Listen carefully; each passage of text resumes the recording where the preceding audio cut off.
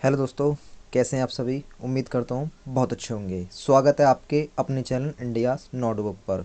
दोस्तों, लेके आ चुका हूँ आपके लिए वीकली करंट अफेयर, जो कि आपका 30 जनवरी से लेकर 6 फरवरी तक का रहने वाला है। दोस्तों, अगर आप चैनल पर नए हैं तो चैनल को सब्सक्राइब कर लीजिए, ताकि आपको आने वाले समय में ऐसे ही इम्पोर्टेंट वीडियो मिलते हैं। दोस्तों, जो भी स्टूडेंट चैनल पर नए जुड़े हैं उनकी जानकारी के लिए मैं बता देता हूँ। दोस्तों, आज जो इस करंट अफेयर में, वीकली करंट अफेयर में दोस्तों, आज जो भी हम टॉपिक कवर करने वाले हैं स्क्रीन पर आप देख सकते हैं। दोस्तों, आज इसमें इंटरनेशनल न्यूज़ समझाई जाएंगी, sport and Intex, ranking, national news, books and authors, appointments, जितनी भी नियुक्तियां हुई दोस्तों, जितने भी अवार्ड मिले दोस्तों, और आपका finance and banking, date and theme, सारे टॉपिक दोस्तों आपके कवर कराए जाएंगे। दोस्तों, आपको पता ही है करंट अफेयर में ज़्यादातर यही टॉपिक पूछे जाते हैं, या फिर करंट अफेयर इन्हीं टॉपिक के ऊपर बना हुआ है दोस्तों। तो दोस्तों, वीडियो को ज़्यादा शेयर भी करें और लास्ट तक वीडियो को जरूर देखें दोस्तों, क्योंकि आज के करंट अफेयर काफ़ी इंपॉर्टेंट रहने वाले हैं दोस्तों।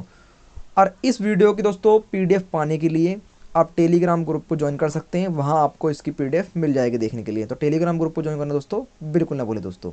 तो चलिए दोस्तों, बिगर टाइम वेस्ट करते हुए आज की वीडियो शुरू करते हैं। चलिए दोस्तों, आज का पहला इंपॉर्टेंट करंट इवेंट देखते हैं। मार्क रट किस देश के नए प्रधानमंत्री बने हैं दोस्तों। हर क्वेश्चन के लिए दोस्तों आपको 10 सेकंड का टाइम दिया जाएगा, इसलिए अपना आंसर हमें कमेंट में लिख के जरूर बताएं।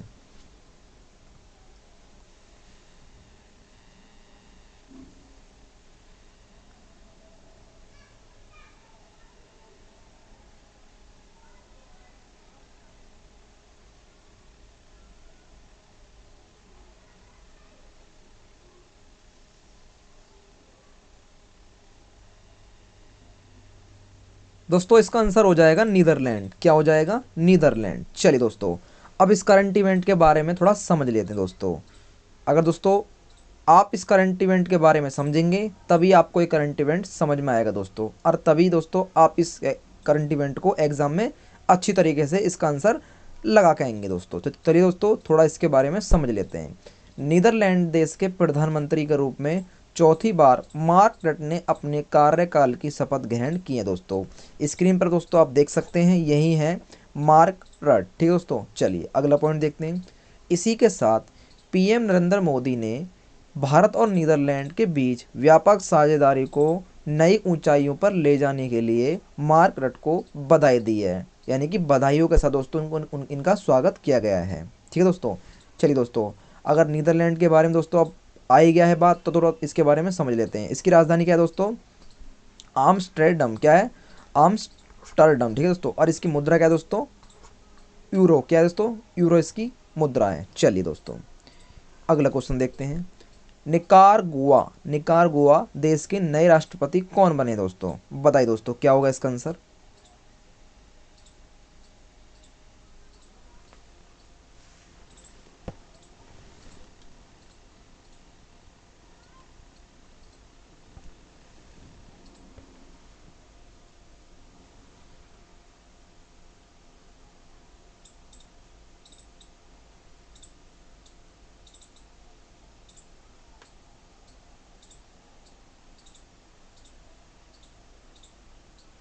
इसका आंसर हो जाएगा दोस्तों डैनियल। क्या हो जाएगा? Daniel Ortega. क्या है दोस्तों? डैनियल ऑर्टेगा इसका आंसर, राइट आंसर हो जाएगा। यानी कि नए निकारगुआ देश के जो राष्ट्रपति बने हैं उनका नाम है डैनियल ऑर्टेगा। चलिए थोड़ा समझते हैं इस करंट इवेंट के बारे में दोस्तों।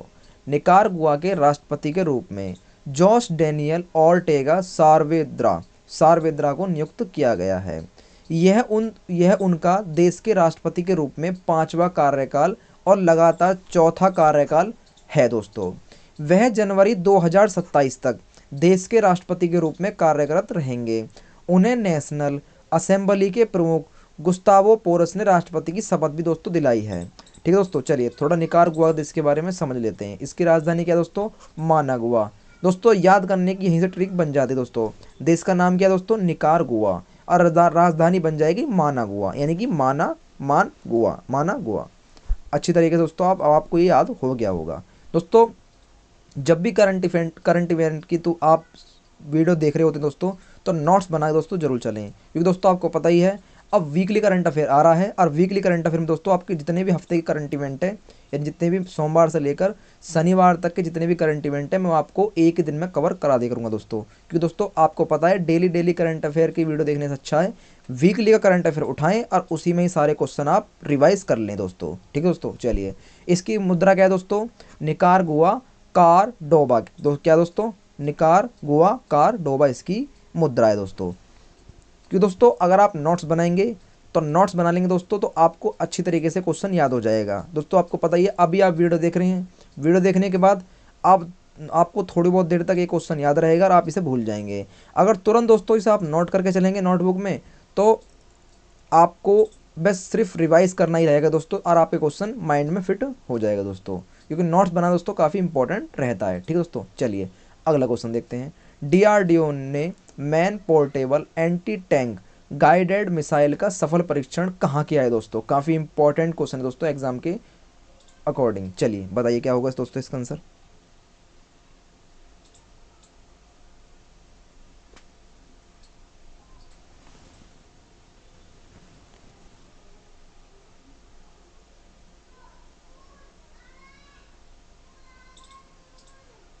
इसका आंसर हो जाएगा दोस्तों तेलंगाना। क्या हो जाएगा, तेलंगाना इसका राइट आंसर हो जाएगा। चलिए थोड़ा इस क्वेश्चन के बारे में समझ लेते हैं। डीआरडीओ जिसकी फुल फॉर्म है दोस्तों डिफेंस एंड डेवलप ऑर्गेनाइजेशन। ठीक है दोस्तों, डिफेंस एंड डेवलप ऑर्गेनाइजेशन। ठीक है दोस्तों, ने man portable anti tank guided missile का सफल परीक्षण भारत के तेलंगाना राज्य में किया है दोस्तों, जहां स्वदेश में विकसित की गई एक एंटी टैंक मिसाइल है जो कि थर्मल साइट के साथ एकीकृत कर मानव संचालित लॉन्चर के रूप में कार्य कर सकती है दोस्तों। ठीक है दोस्तों, चलिए थोड़ा डीआरडीओ के बारे में समझ लेते हैं दोस्तों। इसका मुख्यालय कहाँ है दोस्तों, नई दिल्ली में इसका मुख्यालय स्थित है, और इसकी स्थापना कभी दोस्तों 1958 में इसकी स्थापना हुई। दोस्तों ऐसे क्वेश्चन भी एग्जाम में अक्सर पूछ लिए जाते हैं करंट अफेयर में। चलिए अगला क्वेश्चन देखते हैं। किस राज्य में दुनिया का सबसे बड़ा राष्ट्रीय ध्वज फहराया गया दोस्तों। काफी इंपॉर्टेंट क्वेश्चन है दोस्तों, बताइए क्या होगा इसका आंसर।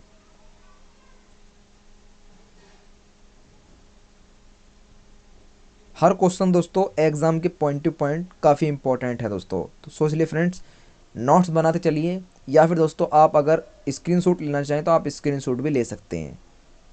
लेकिन दोस्तों आप नोट्स बनाएंगे वो आपके लिए ज़्यादा बेनिफिट रहेगा दोस्तों। आप स्क्रीनशॉट लेंगे तो वो ठीक नहीं रहेगा दोस्तों। जितने आप नोट्स बनाएंगे दोस्तों आपकी राइटिंग भी सही होगी, और दोस्तों आप जल्द से जल्द लिखने के साथ साथ आपको ये क्वेश्चन भी याद हो जाएगा दोस्तों। ठीक है दोस्तों, सिर्फ आपको क्वेश्चन लिखना है और उसका आंसर लिखना है, बाकी जो मैं आगे समझाता हूँ वो लिखने की जरूरत नहीं दोस्तों। वो सिर्फ मैं क्वेश्चन को समझाने के लिए लाता हूँ दोस्तों, आपकी तो ताकि आप दोस्तों उस क्वेश्चन के बारे में समझ सकें। ठीक है दोस्तों, चलिए इसका राइट आंसर हो जाएगा दोस्तों राजस्थान। क्या हो जाएगा, राजस्थान। चलिए अब सिर्फ आपको यही चीज़ नोट करनी है, ये क्वेश्चन नोट करना है दोस्तों और इसका आंसर नोट करना है।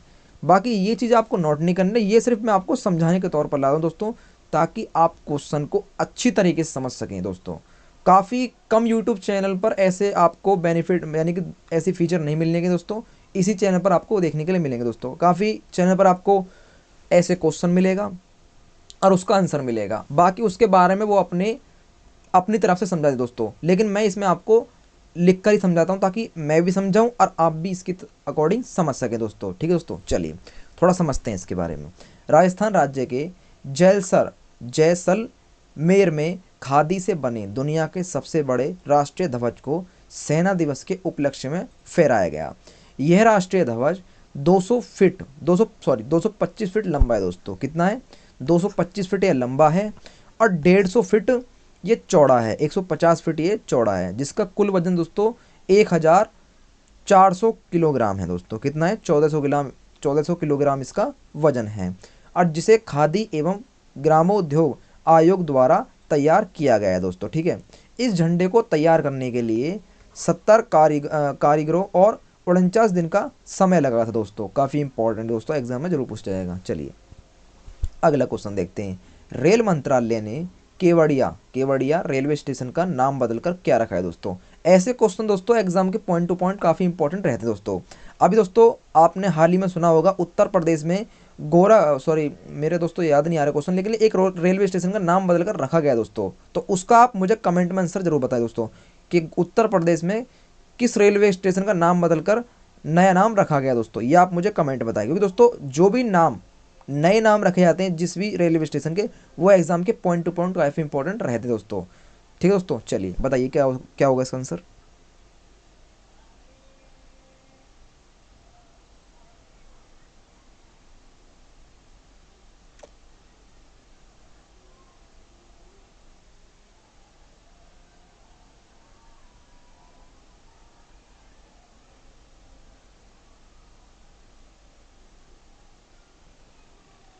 इसका आंसर हो जाएगा दोस्तों एकता नगर रेलवे स्टेशन, जो कि पहले इसका नाम केवड़िया रेलवे स्टेशन था दोस्तों, इसका अब नया नाम बदलकर एकता नगर रेलवे स्टेशन रख दिया गया है दोस्तों। तो याद रखना दोस्तों, एग्जाम के पॉइंट टू पॉइंट काफ़ी इंपॉर्टेंट रहने वाला है। चलिए अब थोड़ा इस रेलवे स्टेशन के बारे में समझते हैं। स्क्रीन पर आप देख सकते हैं दोस्तों, कुछ इस प्रकार का आपको देखने के लिए मिलेगा। वहाँ पर अब एकता नगर रेलवे स्टेशन इसका नाम बदलकर रख दिया गया है दोस्तों। चलिए थोड़ा समझते हैं इसके बारे में। भारतीय रेल मंत्रालय ने एक गुजरात राज्य के नर्मदा जिले में स्थित केवड़िया रेलवे स्टेशन का नाम बदलकर एकता नगर रेलवे स्टेशन करने को मंजूरी दी है। Kevadia railway station statue of unity के बड़ोदरा डिवीज़न के अंतर्गत आता है।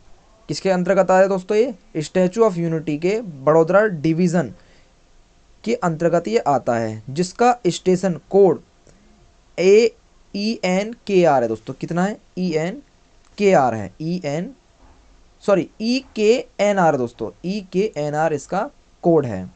याद रखें दोस्तों, कोड भी एग्जाम में पूछा जा सकता है दोस्तों। जबकि स्टेशन का न्यूमेरिकल कोड जो दोस्तों वो है 08224620। ठीक है दोस्तों, दोनों ही कोड दोस्तों आप नोट कर लें, एग्जाम के पॉइंट टू पॉइंट काफ़ी इंपॉर्टेंट और एग्जाम में दोस्तों पूछा भी जा सकता है। चलिए चलिए दोस्तों, थोड़ा गुजरात के बारे में समझ लेते हैं। इसकी राजधानी क्या है दोस्तों? गांधीनगर। और इसके वर्तमान गवर्नर यानी कि राज्यपाल कौन दोस्तों? आचार्य देवव्रत। और इसके वर्तमान मुख्यमंत्री कौन दोस्तों? भूपेंद्र भाई पटेल है दोस्तों। कौन है? भूपेंद्र भाई पटेल है। चलिए अगला क्वेश्चन देखते हैं। किस राज्य ने नेपाल सीमा के पास 4 गांव को राष्ट्रीय गांव घोषित किया है दोस्तों? बताइए क्या होगा दोस्तों इसका आंसर।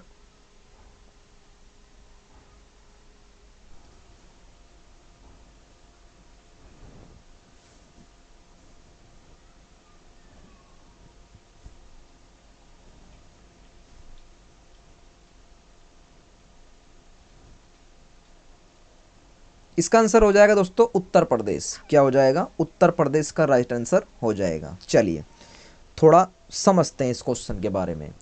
उत्तर प्रदेश सरकार ने नेपाल सीमा के साथ उत्तर प्रदेश सरकार ने सॉरी दोस्तों, यहाँ नहीं आना चाहिए पर गलती से मे टाइप हो गया, इसके लिए माफ़ी चाहता हूँ। नेपाल के सीमा के पास स्थित 4 गांवों को राष्ट्रीय गांव घोषित किया है। यह 4 गांव जिले की मिहिनपुरवा तहसील में स्थित भवानीपुर, तिरडिया, ढाकिया और बिछिया है। ये सभी गांव वंतागिया गांव हैं, जिसमें वंतागिया समुदाय के लोग रहते हैं। और इन 4 गांवों में करीब 225 परिवार दोस्तों कितने हैं? इस गांव में टोटल 225 परिवार रहते हैं, जिसमें 1500 से अधिक सदस्य हैं दोस्तों। कितने? 1500 से अधिक सदस्य रहते हैं। ठीक है दोस्तों, चलिए उत्तर प्रदेश के बारे में अब आएंगे दोस्तों, थोड़ा इसके बारे में समझ लेते हैं। इसकी राजधानी क्या है दोस्तों? लखनऊ इसकी राजधानी है। और वर्तमान मुख्यमंत्री कौन दोस्तों इसके? योगी आदित्यनाथ। और उत्तर प्रदेश के वर्तमान राज्यपाल कौन दोस्तों? आनंदीबेन पटेल है दोस्तों। कौन है? आनंदीबेन पटेल। चलिए अगला क्वेश्चन देखते हैं। किस राज्य में जगन्नाथ स्मार्ट टाउनशिप किस राज्य में जगन्नाथ स्मार्ट टाउनशिप योजना लॉन्च की है दोस्तों? बताइए क्या होगा दोस्तों इसका आंसर।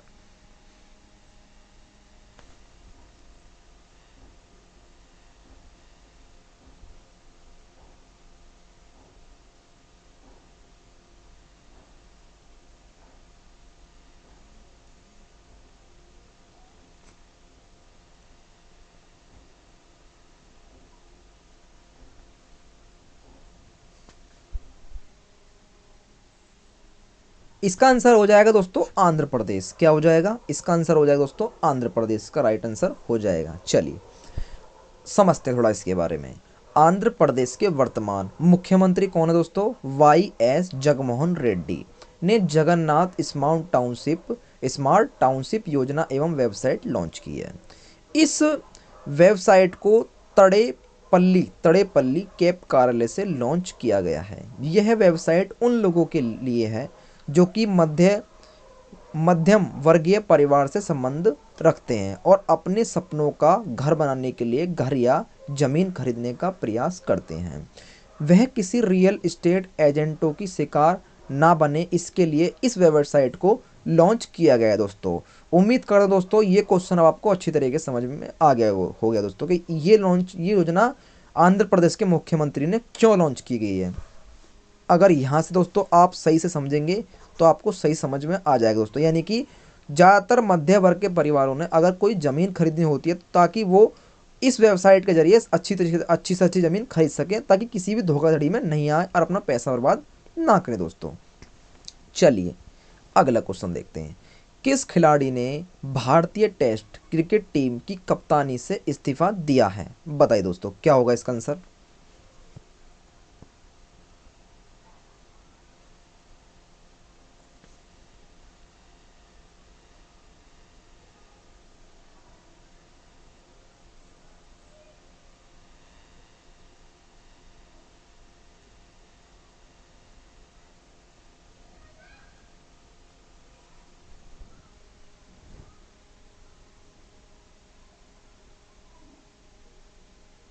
इसका आंसर हो जाएगा दोस्तों विराट कोहली। क्या हो जाएगा? विराट कोहली। चलिए थोड़ा समझते हैं इस करंट इवेंट के बारे में।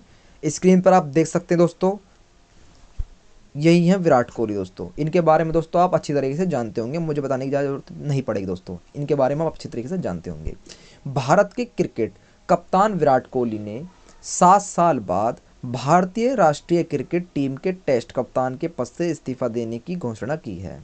उन्होंने पहली बार वर्ष 2014 में दोस्तों, कितना? वर्ष 2014 में ऑस्ट्रेलिया के खिलाफ टेस्ट क्रिकेट में राष्ट्रीय टीम का नेतृत्व किया था और 2021 में भारत आईसीसी विश्व टेस्ट चैंपियनशिप के उद्घाटन में उप विजेता टीम घोषित हुई थी। और विराट कोहली ने हाल ही में भारत के T20 कप्तान के पद से इस्तीफा दे दिया है दोस्तों। काफ़ी इंपॉर्टेंट क्वेश्चन दोस्तों, एग्जाम में जरूर पूछा जाएगा दोस्तों क्वेश्चन। चलिए अगला क्वेश्चन देखते हैं। किस देश ने दुनिया के सबसे भारी सुपर सोनिक लड़ाकू विमान व्हाइट स्वान TU-160M बॉम्बर का सफलतापूर्वक परीक्षण किया है? बताइए दोस्तों क्या होगा इसका आंसर।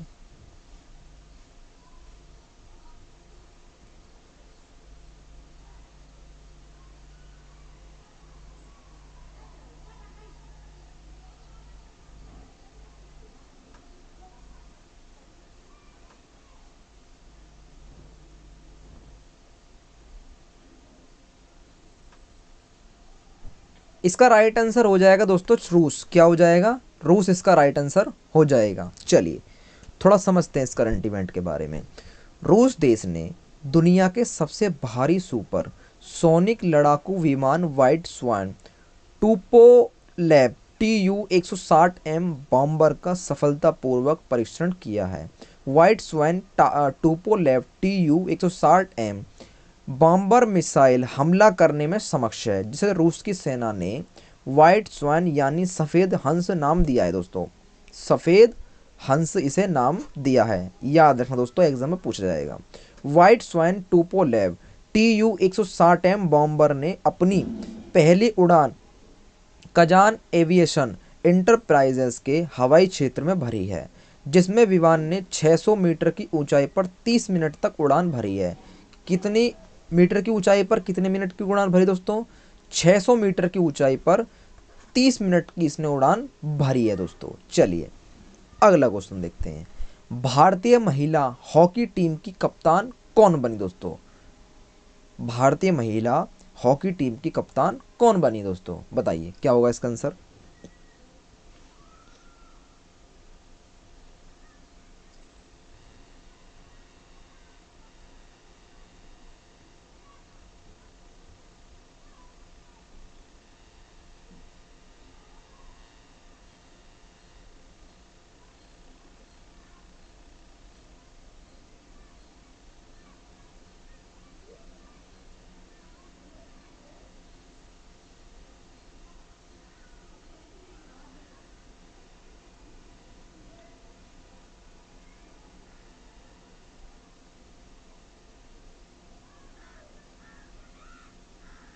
चलिए दोस्तों इसका आंसर देख लेते हैं। इसका आंसर हो जाएगा दोस्तों सविता पूनिया। क्या हो जाएगा? सविता पूनिया भारतीय महिला हॉकी टीम की कप्तान बनी है दोस्तों। चलिए थोड़ा समझ लेते हैं इस क्वेश्चन के बारे में।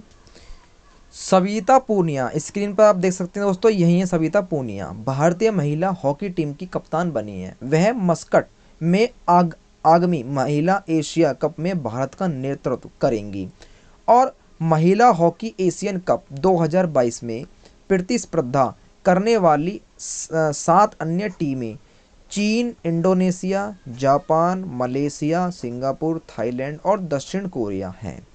रानी रामपाल की बेंगलुरु में चैंपियनशिप के दौरान चोट लगने के कारण सविता पूनिया को टूर्नामेंट में टीम की अगुवाई करने की जिम्मेदारी दी गई है, जो कि 21 से 28 जनवरी के बीच होने वाली है दोस्तों। वीकली करंट अफेयर दोस्तों तो हो चुकी है, ठीक है दोस्तों। चलिए अगला क्वेश्चन देखते हैं। यस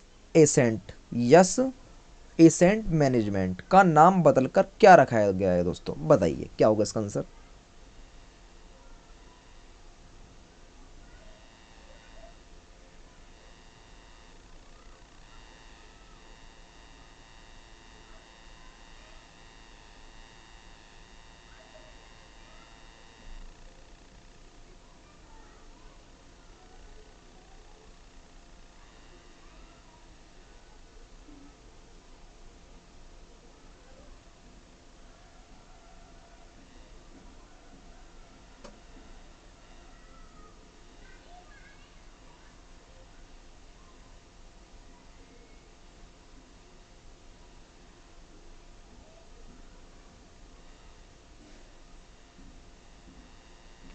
इसका राइट आंसर हो जाएगा दोस्तों वाइट ऑक कैपिटल एसेंट मैनेजमेंट। वाइट ऑक कैपिटल एसेंट मैनेजमेंट इसका नया नाम रखा गया है दोस्तों। चलिए थोड़ा समझते हैं इस करंट इवेंट के बारे में। यस एसेंट मैनेजमेंट का नाम बदलकर वाइट ऑक कैपिटल एसेंट मैनेजमेंट रखा गया है, इसलिए अब यस म्यूचुअल फंड का नाम बदलकर वाइट ऑक कैपिटल म्यूचुअल फंड भी कर दिया गया है। इस नाम का परिवर्तन 12 जनवरी 2022 से प्रभावी होगा, यानी कि हो चुका है दोस्तों। वाइट दोस्तों वीकली करंट अफेयर पढ़ रहे हैं तो वीकली नॉर्मल जैसे day by day current affair आते हैं उसमें दोस्तों ये हो रहा है, और वीकली करंट अफेयर पढ़ा रहा हूँ दोस्तों तो इसमें हो चुका है, ठीक है दोस्तों। वाइट ऑक को म्यूचुअल फंड चलाने का लाइसेंस भी हाल ही में मिला है। वाइट ऑक कैपिटल ग्रुप 42,000 करोड़ रुपए से अधिक की इक्विटी संपत्ति के लिए निवेश प्रबंधन और सलाहकार सेवाएं प्रदान करता है दोस्तों। चलिए अगला क्वेश्चन देखते हैं। आरबीआई द्वारा जारी सर्वाधिक शिकायतें वाला शहर कौन सा बना है दोस्तों? बताइए क्या होगा इसका आंसर।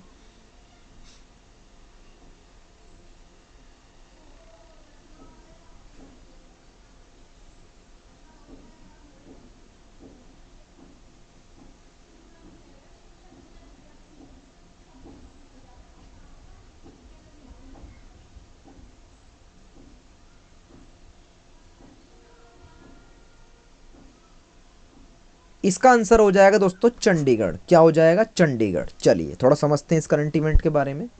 भारतीय रिजर्व बैंक ने 2020 और 21 के लिए एटीएम, डेबिट कार्ड, मोबाइल या इलेक्ट्रॉनिक बैंकिंग और क्रेडिट कार्ड से संबंधित शिकायतों के मामलों में चंडीगढ़ राज्य को शीर्ष स्थान पर रख पाया है दोस्तों। यानी कि शीर्ष स्थान आपको पता है दोस्तों, यानी कि पहले स्थान पर रखा है दोस्तों, जिसमें शिकायतों की कुल संख्या 28,019 है दोस्तों। कितनी है? 28,019 है। यह रिपोर्ट बैंकिंग, लोकपाल योजना और गैर बैंकिंग वित्तीय कंपनी के लिए लोकपाल योजना और डिजिटल लेन देन के लिए लोकपाल योजना के तहत जारी की गई है दोस्तों। उम्मीद करता हूँ दोस्तों आप समझ गए होंगे। चलिए दोस्तों अब आरबीआई के बारे में हमने यहाँ समझ लिया दोस्तों, तो और समझते हैं आरबीआई के बारे में। इसका मुख्यालय कहाँ है दोस्तों? मुंबई में। और इसकी स्थापना कब हुई दोस्तों? 1935 में इसकी स्थापना हुई। 1 अप्रैल 1935 में इसकी स्थापना हुई दोस्तों। आपने सुना ही होगा दोस्तों। और इसके वर्तमान गवर्नर कौन दोस्तों? शक्तिकांत दास इसके वर्तमान गवर्नर हैं, यानी कि राज्यपाल हैं दोस्तों। चलिए अगला क्वेश्चन देखते हैं। नौसेना डाकयार्ड के एडमिरल अधीक्षम अधीक्षम कौन बने हैं? अधीक्षक दोस्तों।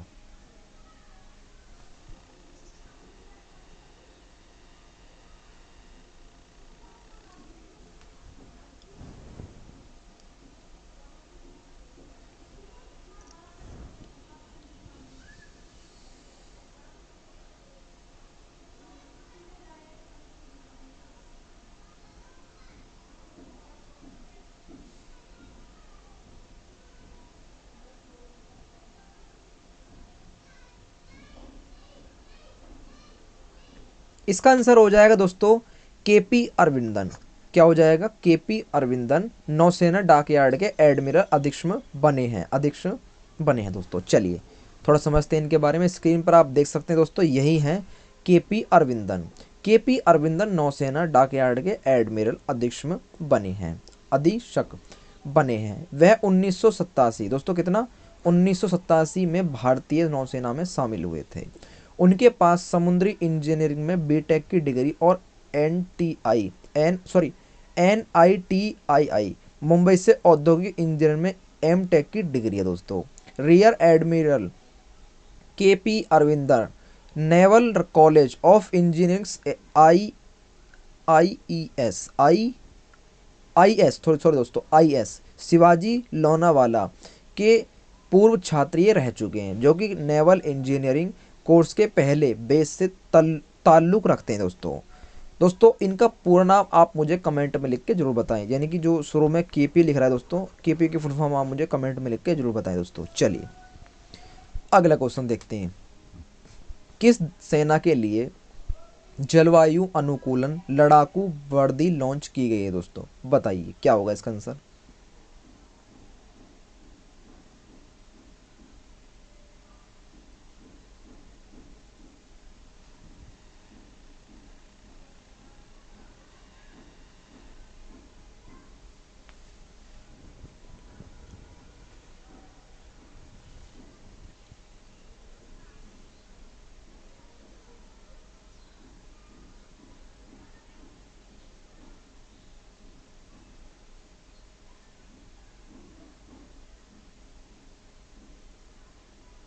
इसका आंसर हो जाएगा दोस्तों इंडियन आर्मी, यानी कि भारतीय थल सेना के लिए अनुकूल लड़ाकू वर्दी लॉन्च की गई दोस्तों। इसका करंट इवेंट में दोस्तों आपको पिछले करंट इवेंट में बता चुका हूँ दोस्तों, यानी कि अभी हाल ही में इंडियन आर्मी की दोस्तों जो वर्दी है, ये वाली वर्दी अब वो नई वर्दी में कन्वर्ट यानी कि चेंज कर दी गई है दोस्तों। आप पिछले वीकली करंट अफेयर में आप देख सकते हैं, उस वीडियो का वॉच करके देख सकते हैं दोस्तों। आपको अलग प्ले लिस्ट मिल जाएगी चैनल पर जाके, ठीक है दोस्तों। चलिए थोड़ा इसके बारे में समझ लेते हैं। राष्ट्रीय फैशन प्रौद्योगिकी संस्थान के सहयोग से भारतीय थल सेना के लिए जलवायु अनुकूलन लड़ाकू वर्दी लॉन्च की गई है, जो कि आरामदेह और जलवायु अनुकूलन है, जिसका डिज़ाइन कंप्यूटर की मदद से तैयार किया गया है। इस नई पोशाक को पैरासूट रेजिमेंट के कमांडो की एक टुकड़ी में करियप्पा मैदान में आयोजित सेना दिवस परेड में प्रदर्शित किया गया है। यह नई पोशाक जैतून और मिट्टी के रंग सहित मिश्रित रंगों वाली है, जिसे हर तरह के भूभाग में उपयोग किया जा सकता है। यह एक डिजिटल डिसरप्टिव पद्धति वाली वर्दी है दोस्तों। स्क्रीन पर आप देख सकते हैं दोस्तों। चलिए अगला क्वेश्चन देखते हैं। खेल मंत्रालय ने भारोत्तोलन के पहले हाई परफॉर्मेंस का निर्देशन किसे नियुक्त किया गया है? निर्देशक किसे नियुक्त किया गया है? बताइए दोस्तों क्या होगा इसका आंसर।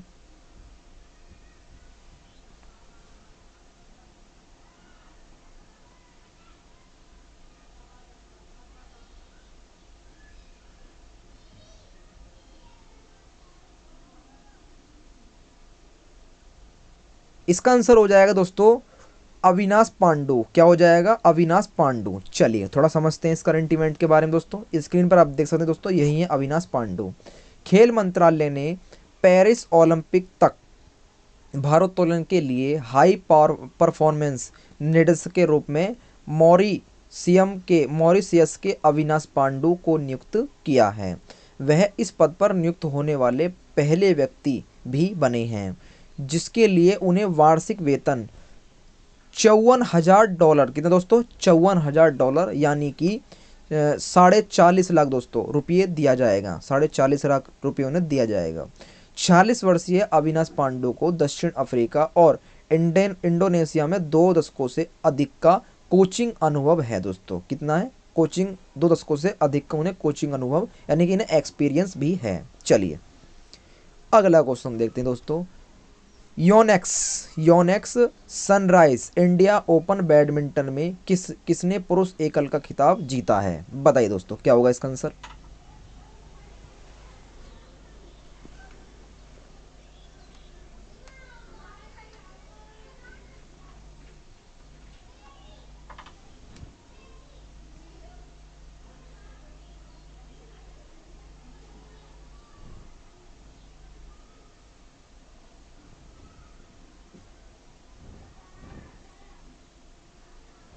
इसका राइट आंसर हो जाएगा दोस्तों लक्ष्य सेन। क्या हो जाएगा, लक्ष्य सेन। चलिए थोड़ा समझते हैं इस करंट इवेंट के बारे में। स्क्रीन पर आप देख रहे हैं दोस्तों, यही है लक्ष्य सेन। चलिए, लक्ष्य सेन ने Yonex sunrise India open 2022 badminton championship में पुरुष एकल का खिताब जीता है, जबकि Yonex sunrise India open 2022 badminton championship में पुरुष एकल का खिताब थाईलैंड की बुसानान ओग नाब्राकमंगफान ने जीता दोस्तों। काफ़ी डिफिकल्ट टाइम दोस्तों और काफ़ी लॉन्ग भी दोस्तों, तो इसलिए इस नाम को दोस्तों आप नोट कर लें, एग्जाम में पूछा भी जा सकता है, पूछा जा नहीं सकता दोस्तों, पूछा जाएगा। ठीक है दोस्तों, क्योंकि काफ़ी इंपॉर्टेंट है। ठीक है दोस्तों, और ऐसे क्वेश्चन दोस्तों काफ़ी एग्जाम में पूछ ले जाते हैं। ठीक है दोस्तों, चलिए अगला पॉइंट देखते हैं। वही इस चैंपियनशिप में चिराग शेट्टी और सत्विक साईराज रणकी रेड्डी पुरुष डबल, वैन याप्पा एमसार्ड और नुंतुकरण एमसार्ड महिला डबल टी ही और टेन वेई हैन मिश्रित डबल का खिताब जीता दोस्तों आप देख सकते हैं, नाम डिफ़िकल्ट भी कह सकते हैं या लॉन्ग भी कह सकते हैं दोस्तों। अगर आप इन नामों को आप दोस्तों नोटबुक पर नोट कर लेंगे तो धीरे धीरे दोस्तों आप इनका रिवाइज करेंगे तो आप ये नाम नोट हो ही जाएंगे दोस्तों। जैसे कि दोस्तों मैंने आपको हिस्ट्री में बताया था, हिस्ट्री में भी काफ़ी ऐसे नाम होते हैं जो काफ़ी डिफ़िकल्ट होते हैं, एक साथ याद नहीं हो पाते दोस्तों। अगर आप हिस्ट्री की वीडियो भी देख रहे हैं दोस्तों तो उसमें भी दोस्तों आप हर एक चीज़ की नोट्स बना के जरूर चले दोस्तों, क्योंकि हिस्ट्री भी दोस्तों आपको पता ही है। हिस्ट्री क्या दोस्तों, जी के पढ़ा रहा हूँ दोस्तों मैं आपको। जी के में दोस्तों आपको एंसेंट हिस्ट्री भी कवर हो चुका है और आपका मिडाइवल हिस्ट्री भी कवर हो चुका है। इसके बाद दोस्तों आपका टेस्ट आएगा और उसके बाद दोस्तों आपका एंसेंट हिस्ट्री आएगा। यानी दोस्तों कहने का मतलब ये है पूरी जीके इसी चैनल पर आपको कवर कराई जा रही दोस्तों। सो इसलिए फ्रेंड्स चैनल को हर किसी के साथ, अपने दोस्तों के साथ, जिसका साथ आपका मन करे, जो भी कंपटीशन एग्जाम की तैयारी कर रहे हैं सबके साथ चैनल को शेयर करें, सबके साथ वीडियो को शेयर करें दोस्तों, ताकि उनके भी ये 2 कंटेंट मजबूत हो सके दोस्तों। तो चलिए दोस्तों आगे बढ़ते हैं इसी बात पे। चलिए, सड़क परिवहन मंत्री ने 8 सीटर वाहन में कितने एयर बैग अनिवार्य किए हैं?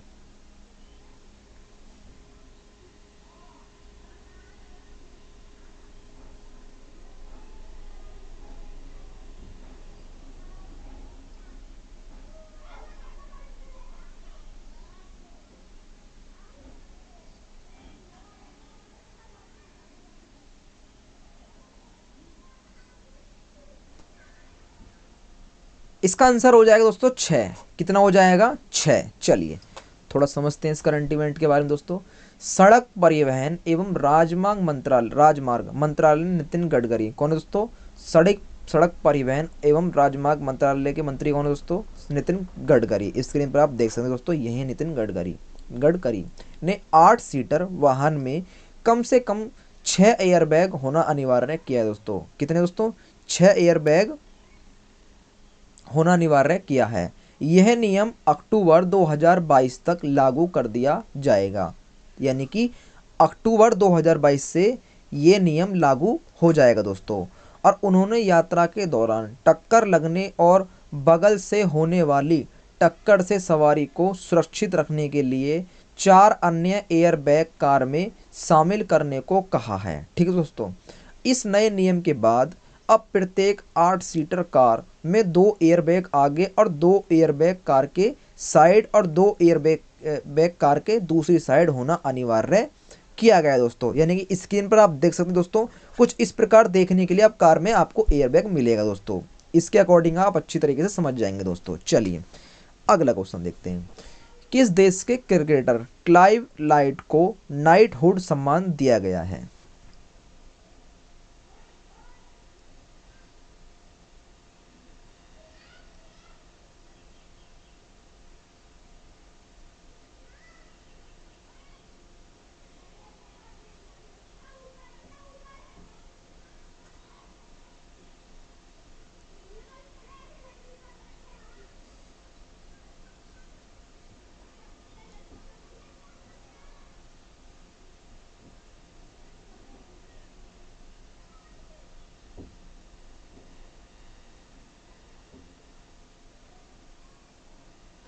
इसका आंसर हो जाएगा दोस्तों वेस्ट इंडीज। क्या हो जाएगा? West Indies. चलिए थोड़ा समझते हैं इस करंट इवेंट के बारे में। वेस्ट इंडीज के क्रिकेटर क्लाइव लाइट को क्रिकेट खेल में उनकी सेवाओं के लिए नाइटहुड सम्मान दिया गया है दोस्तों। इसी के साथ इंग्लैंड के विश्व कप विजेता कप्तान इयोन मॉर्गन को क्रिकेट के खेल के प्रति उनकी सेवाओं के लिए Commander of the order of the British Empire सम्मान से सम्मानित किया गया है। CBI ब्रिटिश एम्पायर का सर्वोच्च रैंकिंग ऑर्डर है।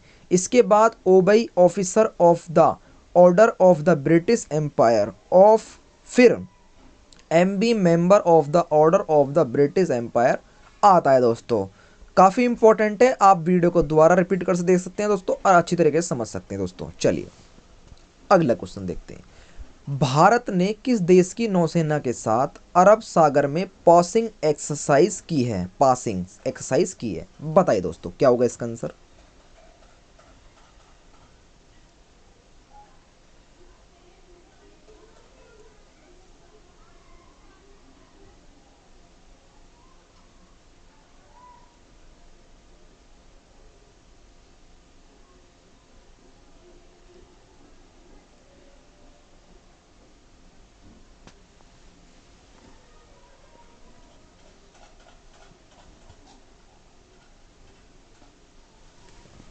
इसका आंसर हो जाएगा दोस्तों रूस। क्या हो जाएगा? रूस। चलिए थोड़ा समझते हैं इस करंट इवेंट के बारे में। भारतीय नौसेना और रूसी नौसेना ने अरब सागर में कोचिन बंदरगाह पर पासिंग का अभ्यास किया है दोस्तों।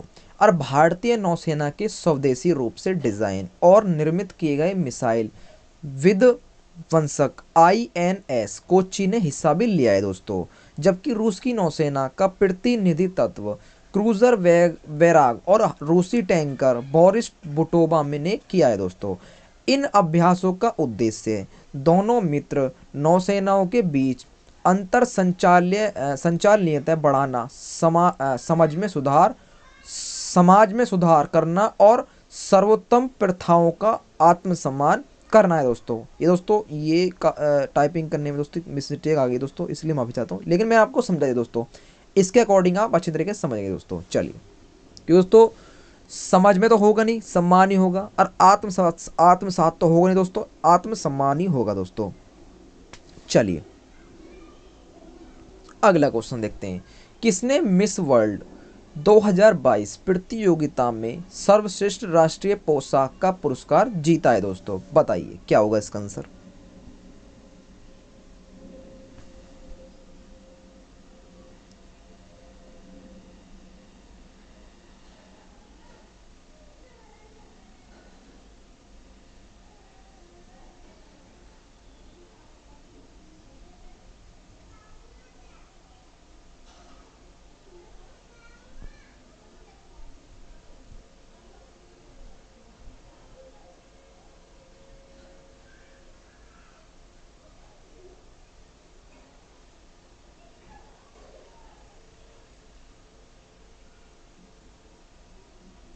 इसका आंसर हो जाएगा दोस्तों नवदीप कौर। क्या हो जाएगा? नवदीप कौर। चलिए थोड़ा समझते हैं इस करंट इवेंट के बारे में।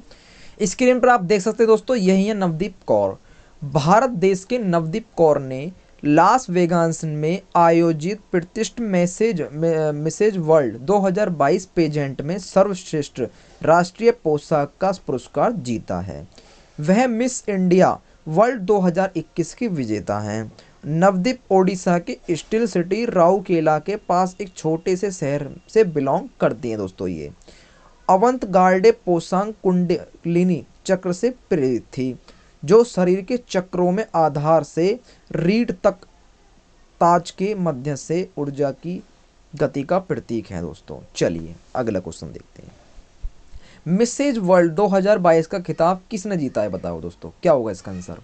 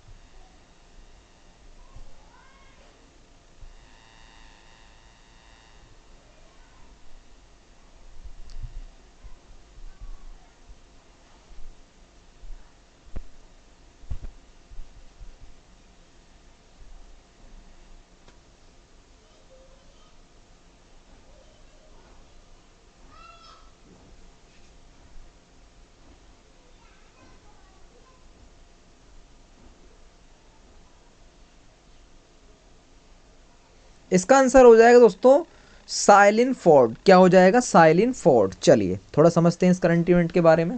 स्क्रीन पर आप देख सकते हैं दोस्तों, यही है साइलिन फोर्ड। 37 वर्षीय साइलिन फोर्ड को मिसेज वर्ल्ड 2022 की विजेता के रूप में ताज पहनाया गया दोस्तों। स्क्रीन पर आप देख सकते हैं दोस्तों, इनके सर पर ताज है दोस्तों। साइलिन फोर्ड को यह ताज आयरलैंड की क्रेट श्राइडर ने पहना है दोस्तों। आयरलैंड की केट श्राइडर ने इन्हें ये ताज पहना है दोस्तों। मिसेज जॉर्डन जैकलिन स्टेप और मिसेज यूएई देबांजलि कामस्त्रा उप विजेता रही हैं। साइलिन ने 57 अन्य प्रतियोगिताओं से मुकाबला कर यह ताज जीता है। यह 8वीं बार है जब किसी अमेरिकी प्रतिनिधि ने मिस वर्ल्ड का खिताब जीता है दोस्तों। चलिए दोस्तों अगला क्वेश्चन देखते हैं। किस देश के असलान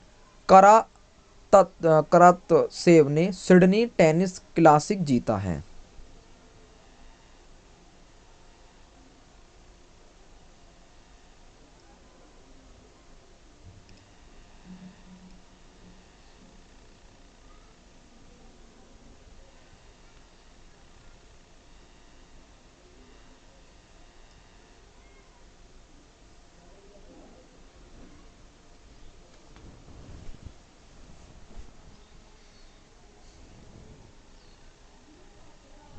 इसका आंसर हो जाएगा दोस्तों रूस। क्या हो जाएगा, रूस। चलिए थोड़ा समझते हैं इस करंट इवेंट के बारे में। रूस देश के टेनिस खिलाड़ी असलान करातसेव ने सिडनी टेनिस क्लासिक जीता है। असलान करातसेव ने यह खिताब एंडी मरे को 6-3 और 6-3 से हराकर जीता है दोस्तों। यानी कि 6-3 से हराकर इन्होंने जीत लिया है। वहीं महिला एकल का खिताब पेनिस की नंबर 9 शीर्ष खिलाड़ी पाउला बड़ोसा ने जीता है। पाउला ने बारबोरा क्रेजिकोवा को 6-3 और 4-6 और 7-6 से हराकर ये खिताब जीता है दोस्तों। चलिए उम्मीद करूं दोस्तों क्वेश्चन आपको अच्छी तरीके से समझ में आ गया होगा। चलिए अगला क्वेश्चन देखते हैं। किस राज्य में 9वीं महिला राष्ट्रीय आइस हॉकी चैंपियनशिप 2022 शुरू की गई है।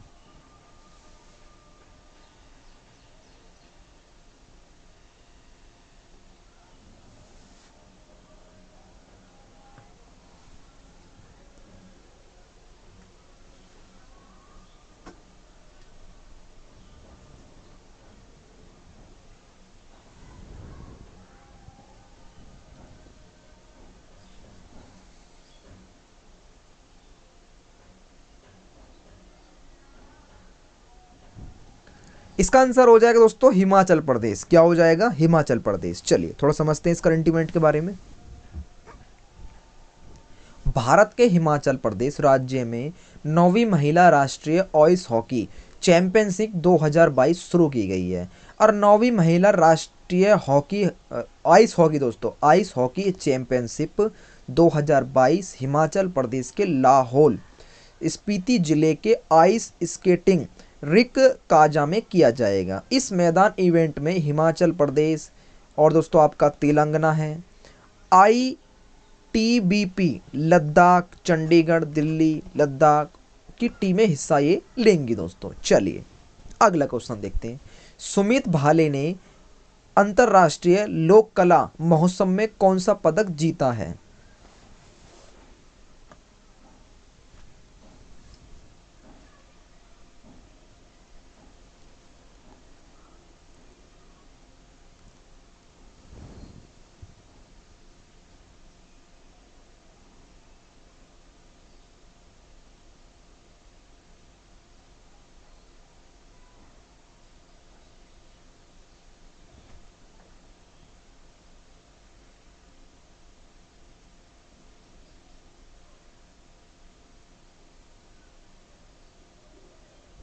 इसका आंसर हो जाएगा दोस्तों गोल्ड मेडल, यानी कि उन्होंने इसमें गोल्ड मेडल उन्होंने जीता है, यानी कि स्वर्ण पदक जीता है। चलिए थोड़ा समझते हैं इस करंट इवेंट के बारे में। सुमित भाले ने दुबई में आयोजित अंतर्राष्ट्रीय लोक कला महोत्सव में स्वर्ण पदक अपने नाम किया है दोस्तों, यानी कि अपने देश के नाम कर दिया है दोस्तों। लावड़ी महाराष्ट्र राज्य में लोकप्रिय संगीत एक शैली है जो कि पारंपरिक गीत और नृत्य का एक संयोजन है। उनके शानदार प्रदर्शन से महाराष्ट्र के वैभव को अंतर्राष्ट्रीय मंच पर व्यापक रूप से सजाया गया और सुमित भाले महाराष्ट्र की लावड़ी कलाकार हैं दोस्तों। ठीक है दोस्तों, चलिए अगला क्वेश्चन देखते हैं। किस देश के पूर्व प्रधानमंत्री तोशिकी कैफू का निधन हुआ है?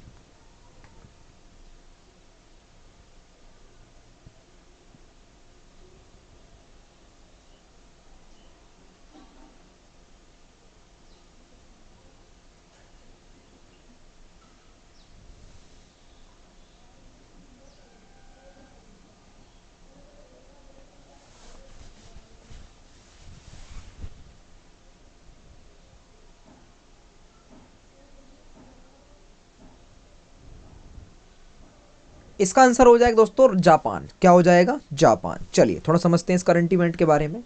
जापान देश के पूर्व प्रधानमंत्री तोशिको कैफू का 91 यानी कि 91 वर्ष की आयु में निधन हुआ है।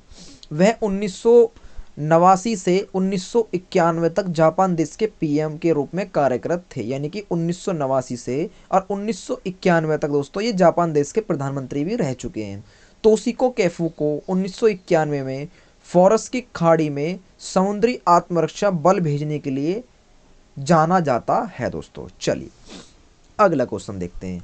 हरियाणा सरकार ने किसे राज्य महिला आयोग की अध्यक्ष नियुक्त किया है?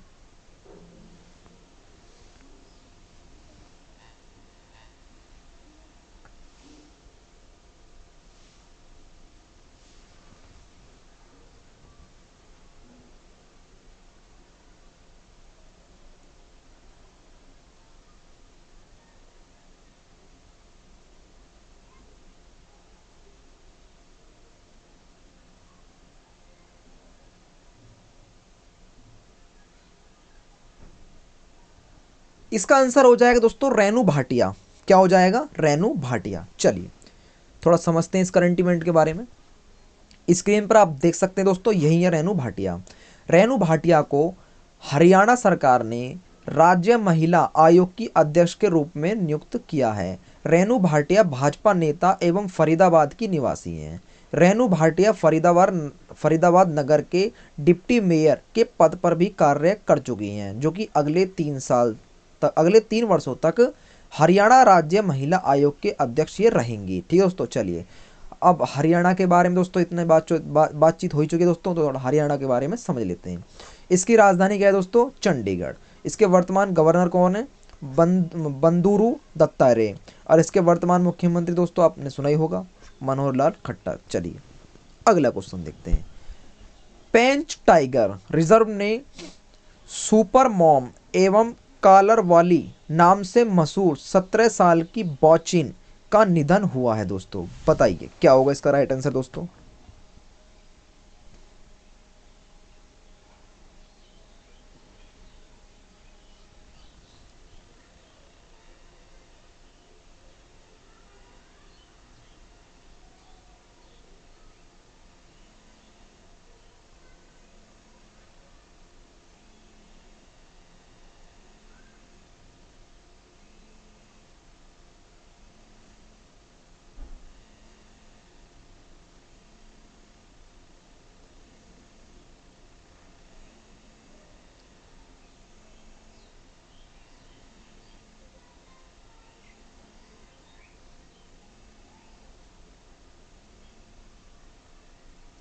इसका राइट आंसर हो जाएगा दोस्तों मध्य प्रदेश। क्या हो जाएगा? मध्य प्रदेश। चलिए थोड़ा समझते हैं इस करंट इवेंट के बारे में। मध्य प्रदेश राज्य में स्थित पेंच टाइगर रिजर्व में सुपर मॉम एवं कॉलर वाली नाम से मशहूर 17 साल की बाघिन का निधन हुआ है। सुपर मॉम एवं कॉलर वाली 29 यानी कि 29 शावकों को जन्म देने वाली बाघिन थी। ठीक है दोस्तों, जिसकी आयु 16 वर्ष थी दोस्तों। कितनी थी? 16 वर्ष। इस बाघिन ने 29 बच्चों को जन्म देकर विश्व रिकॉर्ड भी बनाया है दोस्तों, यानी कि 29 बच्चों को इसने जन्म दिया है और इसने विश्व रिकॉर्ड बना लिया है 2008 में दोस्तों। कितना? 2008 में रेडियो कॉलर के साथ फिट होने वाली पार्क में पहली बाघिन बनने के बाद उसने कॉलर वाली का खिताब हासिल किया है दोस्तों। ठीक दोस्तों, चलिए अगला क्वेश्चन देखते हैं। शांति देवी का 88 साल की आयु में निधन हुआ है। वह एक प्रसिद्ध क्या थी दोस्तों? बताइए क्या होगा इसका आंसर।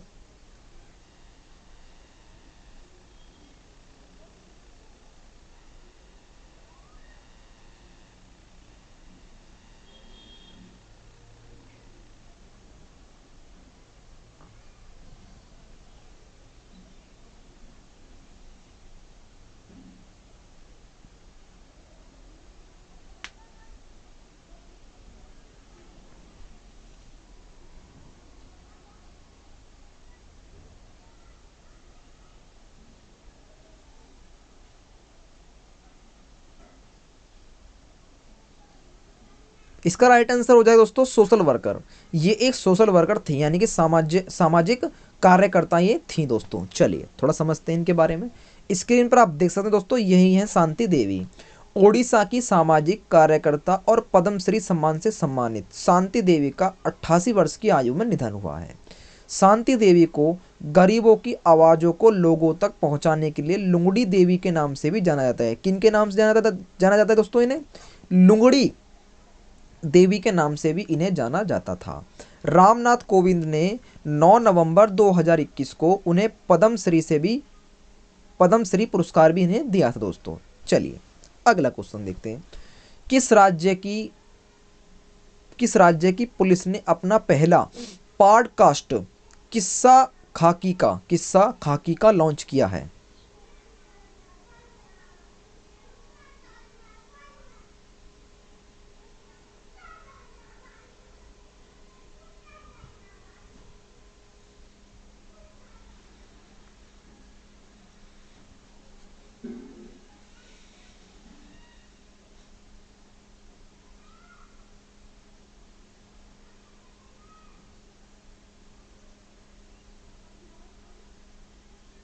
इसका राइट आंसर हो जाएगा दोस्तों दिल्ली। क्या हो जाएगा? दिल्ली। चलिए थोड़ा समझते हैं इस करंट इवेंट के बारे में। दिल्ली राज्य की पुलिस ने अपना पहला पॉडकास्ट किस्सा खाकी का लॉन्च किया है, जो कि थान सिंह जी पाठशाला के बारे में लोगों को बताएगा।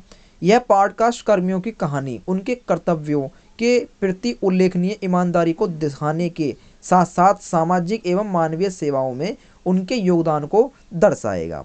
दिल्ली पुलिस ने झुग्गी बस्ती में रहने वाले बच्चों के लिए थान सिंह की पाठशाला नाम से स्कूल शुरू करने वाले एक कांस्टेबल की कहानी को डिजिटल माध्यम से प्रसारित करने के लिए यह पॉडकास्ट लॉन्च किया है दोस्तों। उम्मीद करता हूं दोस्तों क्वेश्चन आपको समझ में आ गया होगा। चलिए अगला क्वेश्चन देखते हैं।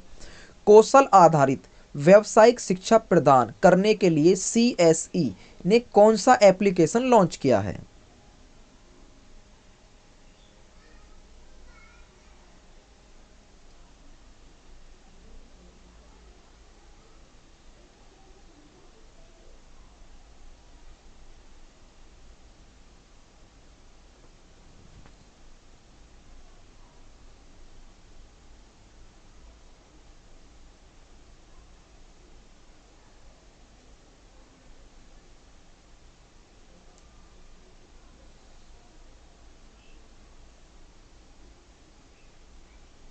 इसका आंसर हो जाएगा दोस्तों योग्यता। क्या हो जाएगा? योग्यता एप्लीकेशन लॉन्च किया है। चलिए थोड़ा समझते हैं इस करंट इवेंट के बारे में। कौशल आधारित व्यावसायिक शिक्षा प्रदान करने के लिए CSE ने योग्यता एप्लीकेशन लॉन्च किया है।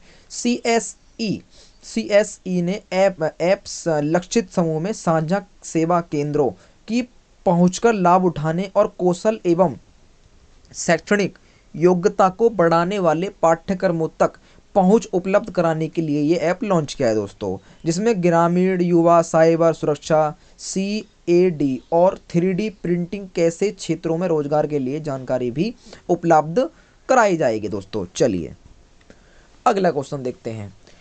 परिधान निर्यात संवर्धन परिषद AEPC के नए अध्यक्ष के रूप में किसे नियुक्त किया गया दोस्तों?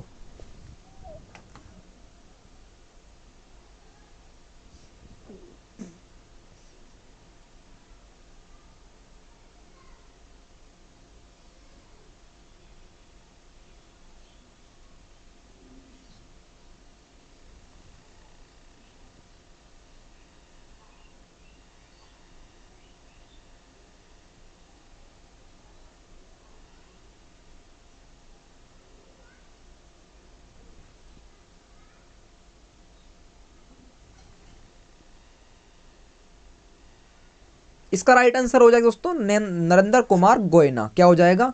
नरेंद्र कुमार गोयन का दोस्तों। चलिए थोड़ा समझते हैं इस करंट इवेंट के बारे में। स्क्रीन पर आप देख सकते हैं दोस्तों, यही है नरेंद्र कुमार गोयन का। चलिए, परिधान निर्यात संवर्धन परिषद के नए अध्यक्ष के रूप में नरेंद्र कुमार गोयनका को नियुक्त किया गया है।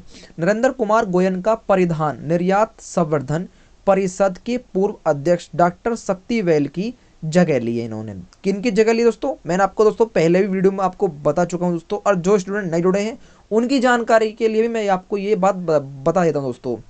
जब भी दोस्तों कोई भी नियुक्ति हो रही है तो सबसे पहले वो नाम दोस्तों आपको नोट करना ही है जिसकी नियुक्ति हो रही है, और जिसकी ये जगह लेगा यानी कि जिसकी जगह लेंगे दोस्तों उसका भी नाम आप नोट कर सकते हैं दोस्तों। यानी कि आपको नोट करना है दोस्तों, क्योंकि ये क्वेश्चन में एग्जाम पूछा जा सकता है। ठीक है दोस्तों, तो इन्होंने किसकी जगह ली है दोस्तों?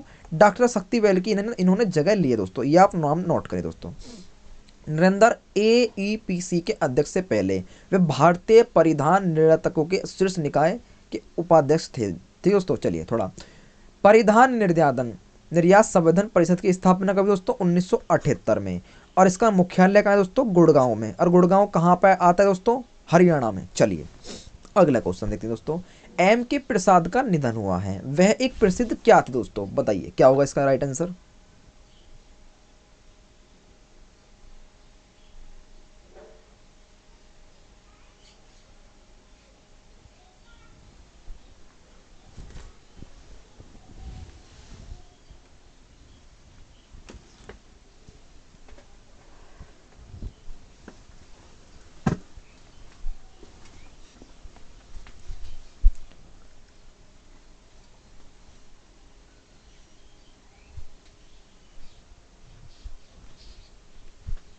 इसका राइट आंसर हो जाएगा दोस्तों पर्यावरणविद, इन्वायरमेंटलिस्ट। ठीक है दोस्तों, ये पर्यावरणविद थे दोस्तों। ठीक है, पर्यावरणविद। चलिए थोड़ा समझते हैं इनके बारे में। स्क्रीन पर आप देख सकते हैं दोस्तों, यही है प्रोफेसर M.K. प्रसाद, प्रसिद्ध पर्यावरणविद और साइलेंट वैली बचाओ के प्रचारक प्रोफेसर M.K. प्रसाद का निधन हुआ है। वह केरल के साइलेंट वैली में सदाबहार उष्णकटिबंधीय वर्षा वनों को विनाश से बचाने के लिए ऐतिहासिक जमीन स्तर के आंदोलन के एक प्रमुख व्यक्ति थे। M.K. प्रसाद ने लोकप्रिय विज्ञान आंदोलन केरल शास्त्र साहित्य परिषद का भी नेतृत्व किया था दोस्तों। चलिए अगला क्वेश्चन देखते हैं। किसने ऊँटों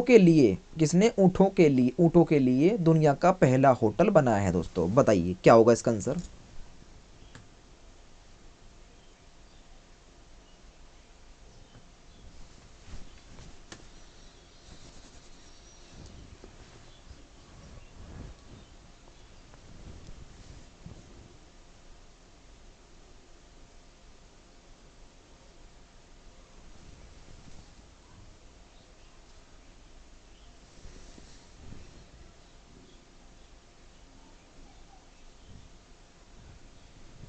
इसका राइट आंसर हो जाएगा दोस्तों सऊदी अरब। क्या हो जाएगा? सऊदी अरब। चलिए थोड़ा समझते हैं इस करंट इवेंट के बारे में।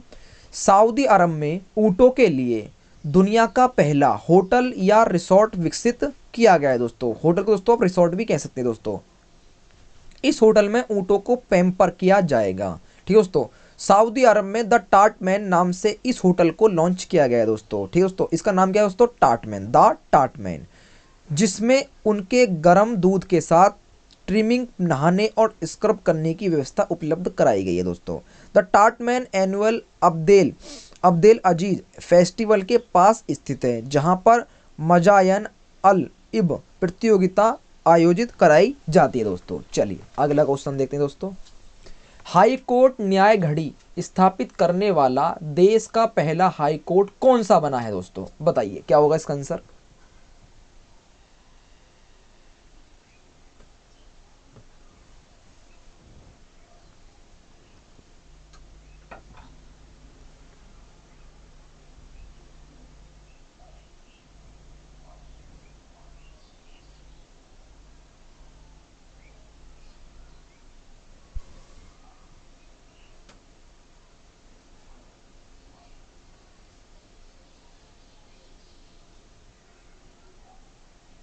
इसका राइट आंसर हो जाएगा दोस्तों गुजरात। क्या हो जाएगा? गुजरात। चलिए गुजरात हाई कोर्ट। चलिए थोड़ा समझते हैं इस करंट इवेंट के बारे में।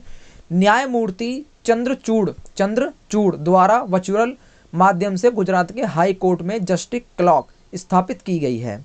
यह गुजरात हाई कोर्ट में राज्य की सभी अदालतों के लिए ई कोर्ट फीस प्रणाली के साथ स्थापित की गई है। जस्टिस क्लास को स्थापित करने वाला गुजरात पहला राज्य बन गया है दोस्तों। इसके अलावा अदालत परिसर के अंदर एवं बाहरी डिस्प्ले एलईडी दीवार पर स्थापित की जाएगी, जो कि मामलों के निपटाने और लंबित मामलों आदि को प्रदर्शित करेगा दोस्तों। चलिए अगला क्वेश्चन देखते हैं दोस्तों। किसे स्पेस एजेंसी ने दक्षिण अफ्रीका के पहले उपग्रह को, यानी कि किस स्पेस एजेंसी ने दक्षिण अफ्रीका के पहले उपग्रह को लॉन्च किया है दोस्तों? बताइए क्या होगा इसका आंसर।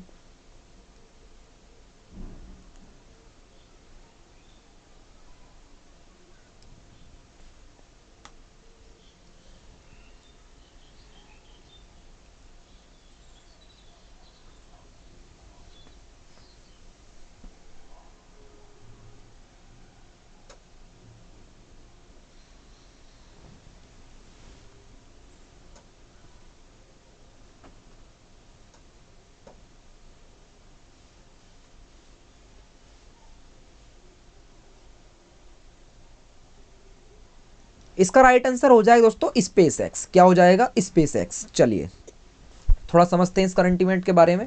अमेरिकी एरोस्पेस कंपनी स्पेस एक्स ने ट्रांसपोर्टर 3 मिशन के तहत दक्षिण अफ्रीका के द्वारा विकसित दक्षिण अफ्रीका के पहले उपग्रह तारामंडल को लॉन्च किया है दोस्तों, जो कि देश का पहला समुद्री डोमेन जागरूकता उपग्रह है, जिसे संयुक्त राज्य अमेरिका के, कहाँ से दोस्तों? संयुक्त राज्य अमेरिका के कैनावेरल से लॉन्च किया गया है। ट्रांसपोर्टर 3 स्पेस एक्स का तीसरा समर्पित राइड शेयर मिशन अन्य संगठनों और सरकारों के लिए कुल 105 अंतरिक्ष यान ले गया, जिसमें क्यूबसैट, माइक्रोसैट, पॉकेट क्यूबसल और ऑर्बिटल ट्रांसफर वाहन शामिल है दोस्तों। चलिए अगला क्वेश्चन देखते हैं दोस्तों। किस देश के वैज्ञानिक ने धरती पर ही कृत्रिम चंद्रमा बनाया दोस्तों? किस देश के वैज्ञानिक ने धरती पर ही कृत्रिम चंद्रमा बनाया दोस्तों? बताइए क्या होगा इसका आंसर।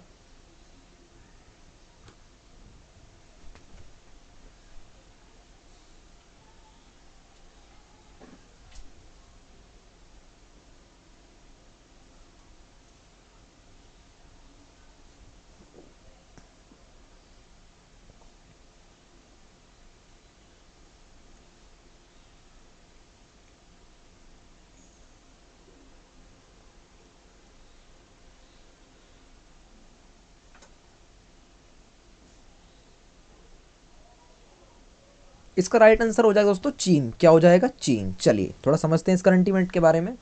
चीन देश के वैज्ञानिकों ने पृथ्वी पर ही एक कृत्रिम चंद्रमा बनाकर नया कीर्तिमान स्थापित किया है। इससे पहले चीन धरती पर ही कृत्रिम सूर्य बनाकर उसे सफलतापूर्वक टेस्ट कर चुका है दोस्तों। ये करंट इवेंट भी दोस्तों आपने पिछले करंट इवेंट में सुना होगा दोस्तों, कि पहले पहले चीन ने सूर्य पर भी सफलतापूर्वक टेस्ट किया था दोस्तों, अब चंद्रमा पर कर रहा है।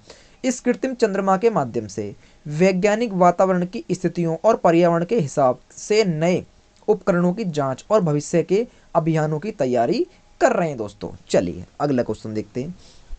किसने IBSI इनोवेशन अवार्ड 2021 जीता है?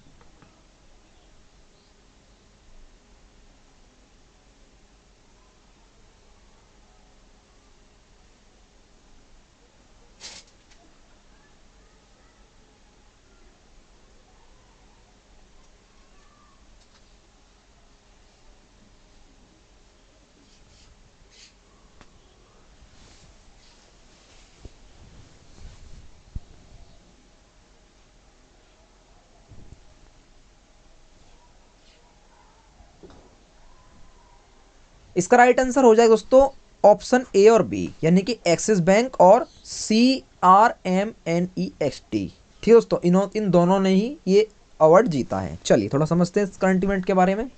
एक्सिस बैंक और CRMNEXT सॉल्यूशन में सर्वश्रेष्ठ ग्राहक संबंध प्रबंधन प्रणाली कार्यवाहन के लिए IBSI इनोवेशन अवार्ड 2021 जीता है, जो कि दुनिया भर में वैश्विक बैंकरों और IT सलाहकारों के लिए सबसे प्रमुख पुरस्कारों में से एक है। यह स्मार्ट लीड प्रोसेसिंग, स्वचालित रूटिंग, पूर्ण ट्रैकिंग और दृश्यता को भी सक्षम बनाता है। ठीक है दोस्तों, चलिए एक्सिस बैंक के बारे में थोड़ा समझ लेते हैं। इसकी स्थापना कब हुई दोस्तों? 1993 में। इसका मुख्यालय मुंबई में है और इसके वर्तमान MD और CEO कौन है दोस्तों? अमिताभ चौधरी। दोस्तों कौन है? अमिताभ चौधरी। अमिताभ बच्चन मत लगाया ना दोस्तों, अमिताभ चौधरी दोस्तों। ठीक है, चलिए अगला क्वेश्चन देखते हैं।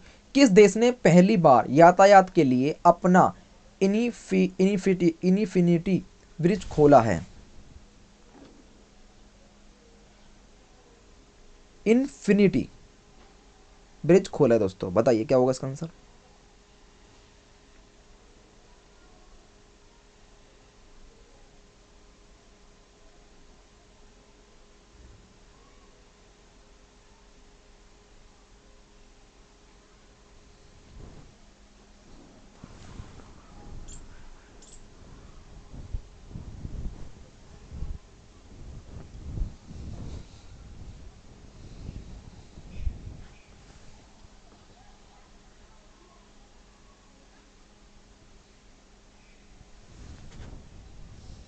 इसका आंसर हो जाएगा दोस्तों दुबई। क्या हो जाएगा? दुबई। चलिए थोड़ा समझते हैं इस करंट इवेंट के बारे में।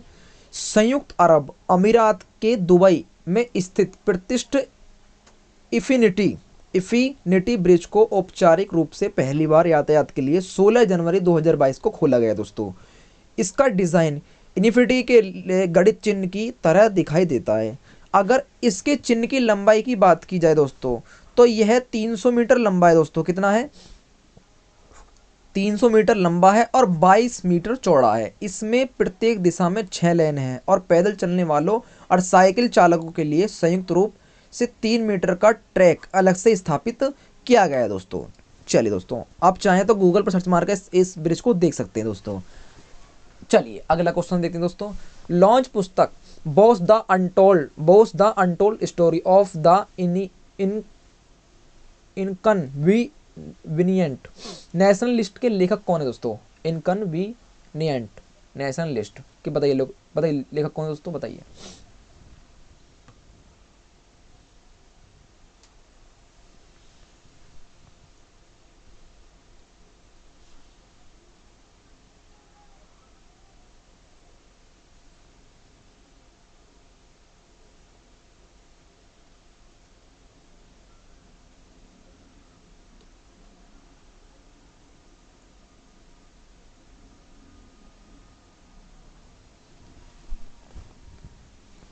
इसका आंसर हो जाएगा दोस्तों चंद्रचूड़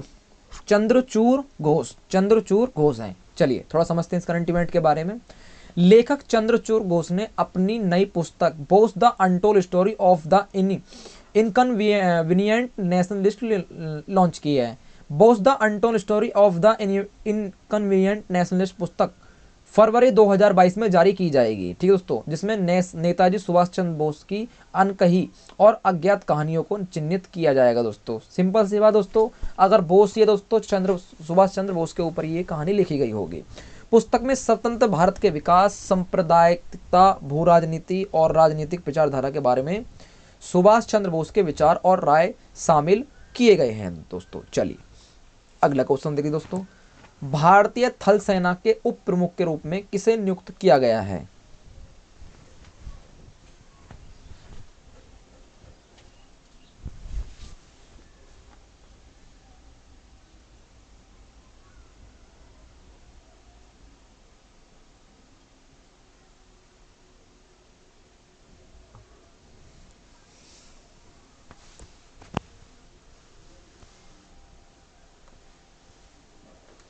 इसका राइट आंसर हो जाएगा दोस्तों मनोज पांडे। क्या हो जाएगा? मनोज पांडे। चलिए थोड़ा समझते हैं इस करंट इवेंट के बारे में। स्क्रीन पर आप देख सकते हैं दोस्तों, यही है मनोज पांडे। चलिए थोड़ा समझते हैं इस करंट इवेंट के बारे में। भारतीय थल सेना के उप प्रमुख के रूप में लेफ्टिनेंट जनरल मनोज पांडे को नियुक्त किया गया है। लेफ्टिनेंट जनरल मनोज पांडे भारतीय थल सेना के पूर्व प्रमुख सीपी मोहंती की जगह ये लेंगे दोस्तों। नाम नोट करिए दोस्तों, सीपी मोहंती की जगह लेंगे, जिन्होंने 31 जनवरी 2022 को सेवानिवृत्त घोषणा, यानी कि ये इस पद से हट चुके हैं दोस्तों। जनरल मनोज पांडे को दिसंबर 1982 में कोर ऑफ इंजीनियर्स में नियुक्त किया गया था। तब वह सेना मुख्यालय में महानिदेशक थे। ठीक है दोस्तों। चलिए अगला क्वेश्चन देखते हैं दोस्तों। किस देश ने AO3 का सफल उड़ान परीक्षण पूरा किया है?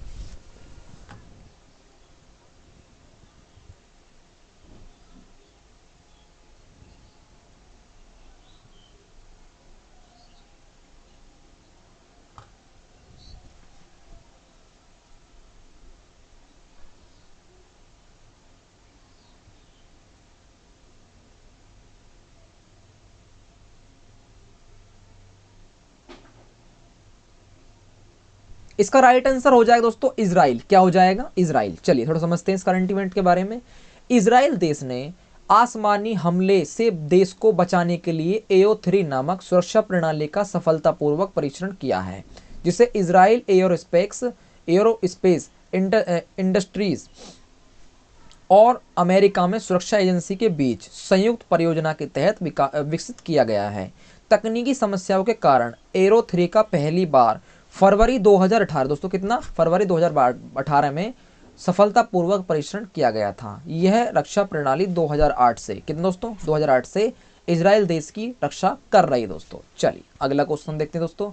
मेजर हरिपाल सिंह आहलूवालिया का निधन हुआ है। वह एक प्रसिद्ध, दोस्तों बताइए क्या थे?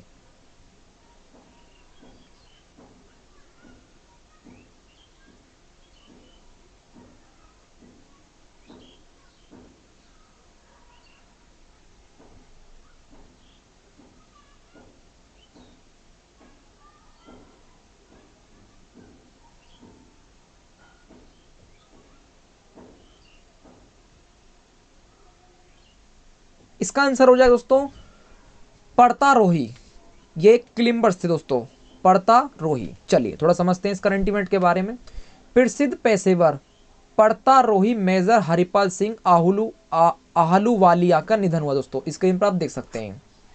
आहलूवालिया अर्जुन पुरस्कार 1965, पद्मश्री 1965, पद्म भूषण और 2002 और 9 में आजीवन उपलब्धि के लिए तेनजिंग नार्गे राष्ट्रीय साहसिक राष्ट्रीय पुरस्कार प्राप्तकर्ता थे। मेजर हरिपाल सिंह आहलूवालिया ने अपनी आत्मकथा हायर देन एवेस्ट कुल 13 से अधिक पुस्तकें इन्होंने लिखी हैं। वह इंडियन माउंटेनियरिंग फाउंडेशन और दिल्ली माउंटेनियरिंग एसोसिएशन के अध्यक्ष भी रह चुके हैं दोस्तों। चलिए अगला क्वेश्चन देखते हैं।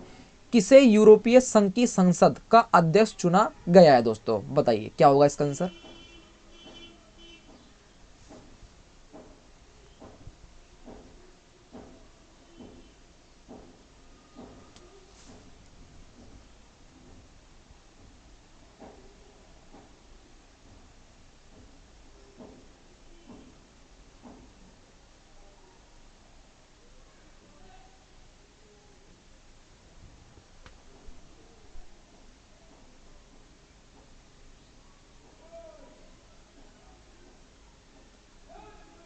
इसका आंसर हो जाएगा दोस्तों रॉबर्टा मेट्सोला। चलिए थोड़ा समझते हैं इस करंट इवेंट के बारे में। स्क्रीन पर आप देख सकते हैं दोस्तों, यही है रॉबर्टा मेट्सोला।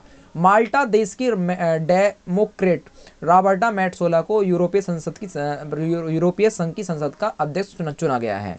रॉबर्टा मैट्सोला का चुनाव पूर्व यूरोपीय संघ की संसद अध्यक्ष डेविड ससोली की मौत के एक हफ्ते के बाद किया गया है। अब वह उनकी जगह लेंगी दोस्तों। ठीक दोस्तों, चलिए यूरोपीय संघ का मुख्यालय कहाँ है दोस्तों? फ्रांस में। और इसकी स्थापना कब हुई? 1952 में इसकी स्थापना हुई थी दोस्तों। चलिए अगला क्वेश्चन देखते हैं दोस्तों। साओली मित्रा का निधन हुआ है, वह एक प्रसिद्ध क्या थी दोस्तों? बताइए।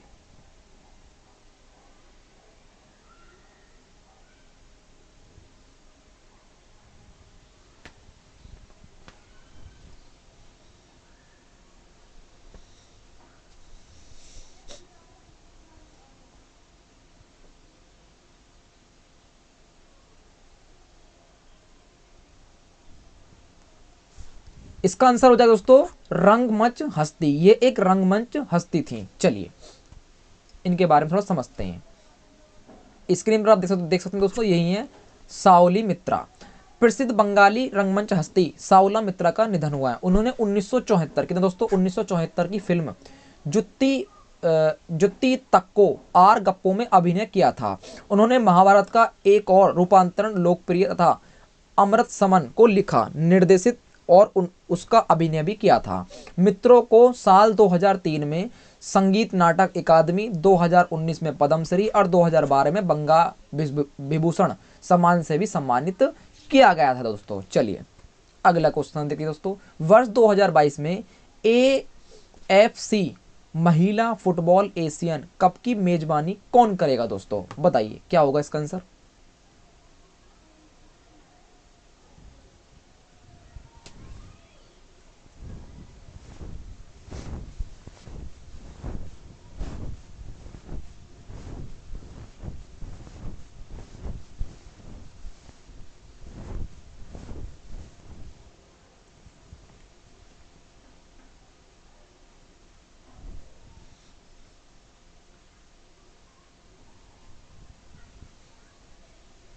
इसका आंसर हो जाएगा दोस्तों मुंबई। क्या हो जाएगा? मुंबई। चलिए थोड़ा समझते हैं इस करंट इवेंट के बारे में।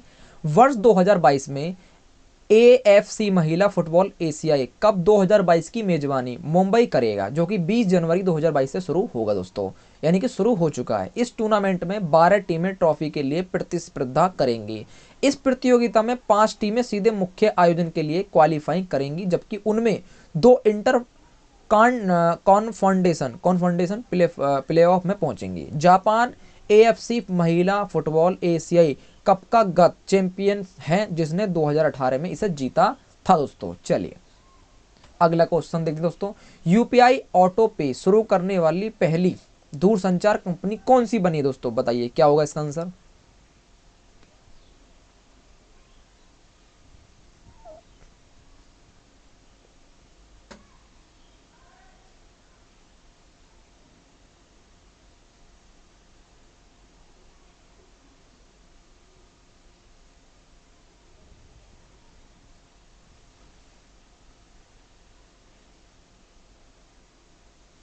इसका आंसर हो जाएगा दोस्तों जियो। क्या हो जाएगा? जियो। चलिए थोड़ा समझते हैं इस करंट इवेंट के बारे में। National payment corporation of India NPCI के, जिसकी फुल फॉर्म है दोस्तों ये, के अनुसार रिलायंस जियो ने UPI और टोपी शुरू करने वाली पहली दूरसंचार कंपनी बनी है। NPCI के अनुसार इसी के साथ जनादेश सुविधा के तहत लाइव होने वाली रिलायंस जियो दूरसंचार उद्योग का पहला खिलाड़ी बन जाएगा दोस्तों। ठीक दोस्तों। भारतीय राष्ट्रीय भुगतान निगम की स्थापना कभी दोस्तों 2008 में, और इसका मुख्यालय कहाँ है? मुंबई में। और इसके MD और CEO कौन है दोस्तों? दिल्ली असबे। कौन है दोस्तों? दिल्ली असबे। चलिए अगला क्वेश्चन देखते हैं दोस्तों। 19 जनवरी को NDRF ने अपना पहला कौन सा स्थापना दिवस बनाया है दोस्तों? बताइए क्या होगा इसका आंसर।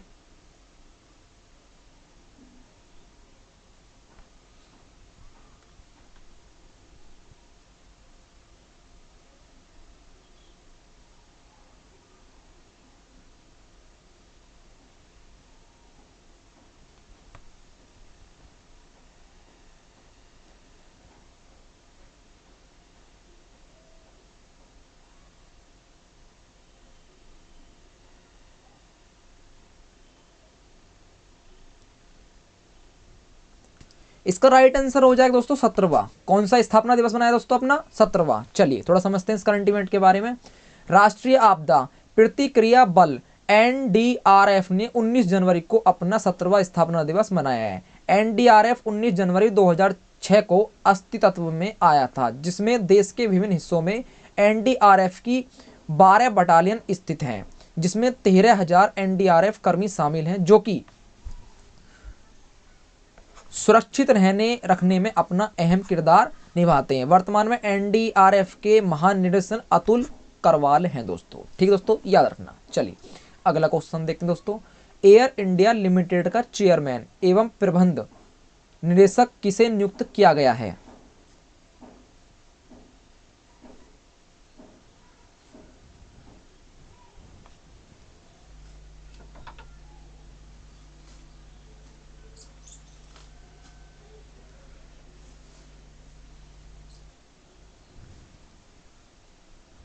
इसका राइट आंसर हो जाएगा दोस्तों विक्रम देवदत्त। क्या हो जाएगा? विक्रम देवदत्त। चलिए थोड़ा समझते हैं इस करंट इवेंट के बारे में। स्क्रीन पर आप देख सकते हैं दोस्तों इन्हीं का यही है, विक्रम देवदत्त।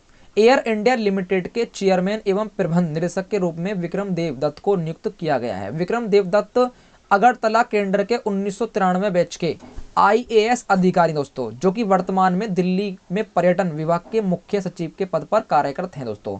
एयर इंडिया के बारे में थोड़ा सा समझ लीजिए दोस्तों। इसकी स्थापना कब हुई दोस्तों? 1932 में। और इसका मुख्यालय कहाँ है? नई दिल्ली में। और इसके फाउंडर कौन है दोस्तों? JRD टाटा। कौन दोस्तों? JRD टाटा। ठीक दोस्तों। चलिए अगला क्वेश्चन देखते हैं दोस्तों। नारायण देवबंद का 97 वर्ष की आयु में निधन हुआ है। वह एक प्रसिद्ध क्या था दोस्तों? बताइए क्या होगा इसका आंसर?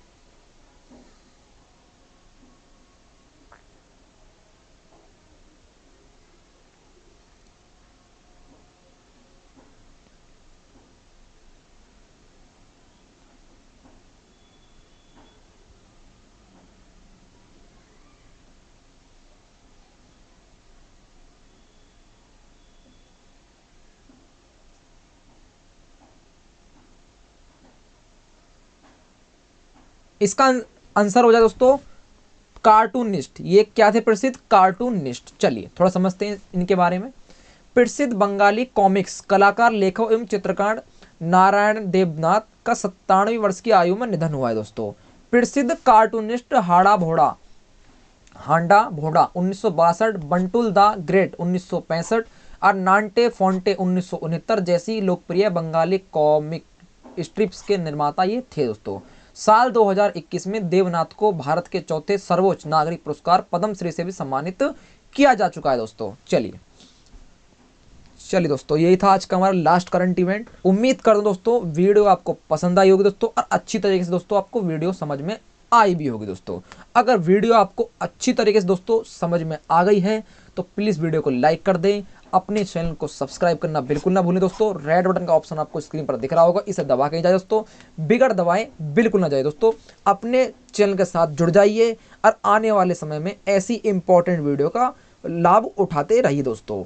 तो चलिए दोस्तों, अपने नेक्स्ट चैनल को भी सब्सक्राइब करना दोस्तों बिल्कुल ना भूलें। उसका लिंक आपको डिस्क्रिप्शन में मिल जाएगा। टेलीग्राम ग्रुप को ज्वाइन करना बिल्कुल ना भूलें। अगर आप इस वीडियो की PDF पाना चाहते हैं दोस्तों तो टेलीग्राम ग्रुप को आप ज्वाइन कर लीजिए, वहाँ से आपको इस वीडियो की PDF मिल जाएगी दोस्तों। तो चलिए दोस्तों, मिलते हैं नेक्स्ट टॉपिक में वीकली करंट अफेयर के साथ। तब तक के लिए जय हिंद, वंदे मातरम।